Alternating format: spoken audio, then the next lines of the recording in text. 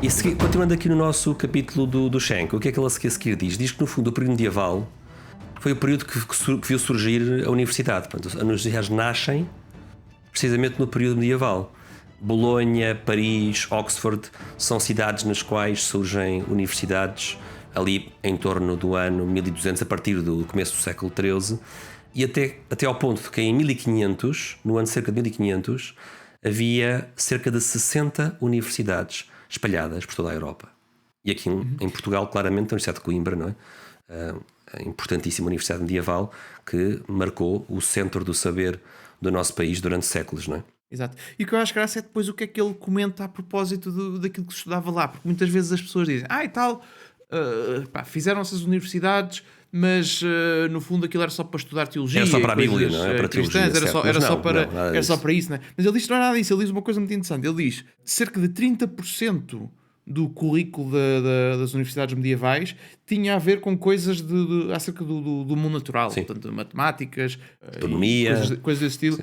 Exato, coisas que tinham a ver com o mundo natural, que se podiam considerar ciências, não é? E ele depois disse outra coisa que eu ainda achei mais graça, não é? É que apesar de 30% só 30% do currículo é que ter a ver com isto, que ele diz que já é bastante significativo, atenção, estes 30% são significativos, a maior parte dos alunos passava a maior parte do tempo nesta parte, porque ele diz que muitos, havia, para aquilo que eu percebi aqui do texto dele, os requisitos para tu chegares à teologia eram tão grandes que a maior parte dos alunos não chegava lá e portanto era extremamente difícil, ficavam pelo caminho. Sim. Era muito difícil e portanto acabavam por estudar ou só estas coisas mais relacionadas com as ciências naturais, ou então uma das disciplinas mais populares também era o direito. Era isso que eu ia dizer, era para dar aqui um bocado de perspectiva ao teu número de 30%, Gonçalo, porque as pessoas podem pensar, mas 30% parece pouco de currículo dedicado a temas naturais, mas não é bem assim, porque os 3 doutoramentos, que eram em Medicina, Teologia e Direito, já só por si eram temas, bem, talvez mais o de medicina, mais ligado às ciências naturais, não é? Mas 2 em 3 dos temas de doutoramento, não é? Direito e teologia, não eram temas diretamente baseados na estudo da natureza, mas para lá chegar era preciso passar pelo mestrado em artes, não é? Como se dizia, ou seja, era preciso fazer as disciplinas do trivium e do quadrivium, primeiro o trivium, depois o quadrivium, as do quadrivium, sim, as disciplinas de saber natural, para depois poder passar para o doutoramento. E como tu dizias, Gonçalo, ficavam muitos pelo caminho, mas na verdade grande parte dos assuntos que eram ensinados eram assuntos diretamente baseados, inclusive em textos gregos e árabes, e de tal forma que diz aqui o Schenck que por volta de 1350, em meados do século XIV, cerca de 250 mil alunos estudavam só nas universidades alemãs, que é um número impressionante, não é? Sim, ele diz que esses números só voltaram a ser alcançados no final do século XIX e início do século XX. Interessante, não é? Engraçado.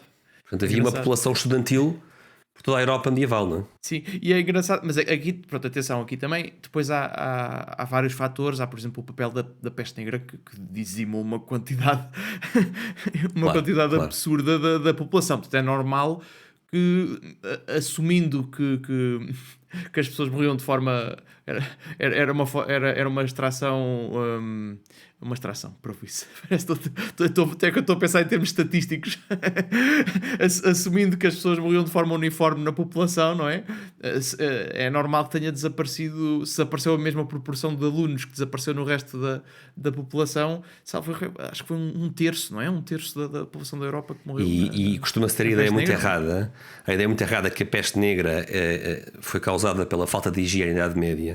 E é uma observação um bocado ignorante, porque de todo se pode assumir que a Idade Média era um período em que a higiene era muito diferente do resto das épocas da humanidade. Pelo contrário, os nossos antepassados medievais tinham uma higiene até bastante equilibrada, e a origem da peste negra não é de todo causada por uma falta de higiene medieval, mas sim por uma bactéria específica que chega à Europa, não é? Que vem, eu acho que vem da Ásia, não é, Gonçalo? Eu não me recordo bem dos detalhes, mas... Penso, sim, foi através foi através dos ratos que vinham nos porões dos navios, sim, não é? Nos porões dos navios. Sim, penso que sim. Mas, ou seja, também está de alguma forma relacionado com a higiene, não é? Sim, mas não no sentido em que a Idade Média era tão mais porca com um período histórico que só poderia ter a peste negra, que é uma ideia completamente caricatura. Sim, ou seja, aqui é um bocadinho comparar a higiene na Idade Média com a higiene na altura se calhar dos romanos ou mais tarde no Renascimento, não é? Ou seja, não mudou assim tanto. Não mudou assim tanto. Havia... É claro, se compararmos com hoje em dia, claro, sim. É evidente. Essa comparação nem sequer é justa, não é? Exato. Mas eu não resisto aqui, Gonçalo, de citar aqui o Schenck. Ele tem aqui uma frase que eu acho bem engraçada. Ele diz assim: se a Igreja medieval tinha como intenção desencorajar ou suprimir a ciência, então fez certamente um erro colossal em tolerar ou até em suportar a universidade. Porque ele diz que estas instituições novas que surgem na Idade Média, o saber grego-árabe e a medicina, pela primeira vez, encontraram uma casa permanente, diz ele. Portanto, se a ideia era suprimir a ciência, por que raio é que os medievais foram inventar as universidades, não é? Que no fundo se tornaram a casa para este saber, não é? E que história é esta de tu não poderes ser teólogo sem saber matemática, não é? Exatamente. Que é isto? E sem estar na astronomia. Quer dizer, queres oprimir a ciência e vais fazer uma coisa destas, não é? Não faz sentido nenhum. E as universidades, diz ele, introduziam os alunos à geometria euclidiana, à ótica, aos problemas de geração e reprodução, a rudimentos de astronomia, a argumentos sobre a esfericidade da Terra. Já fizemos aqui também episódios sobre isso, não é, Gonçalo? E mesmo aqueles estudantes que não seguiam para a frente e que ficavam-se pelos graus mais elementares, ganhavam familiaridade com os temas de filosofia natural, das ciências matemáticas, não é? Sim, lá está, apesar de ser 30% do currículo, era os 30% por qual mais pessoas passavam, não é? Sim. Porque muitas delas não chegavam à outra parte.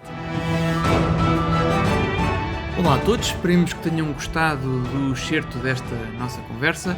Se gostam deste conteúdo, não se esqueçam de subscrever, por gosto e partilhar. E se quiserem ver o episódio completo, tem o link na descrição. O Café Sem Fé volta em breve com novos temas, sempre para mostrar a harmonia entre a fé e a razão. Até lá, fiquem bem.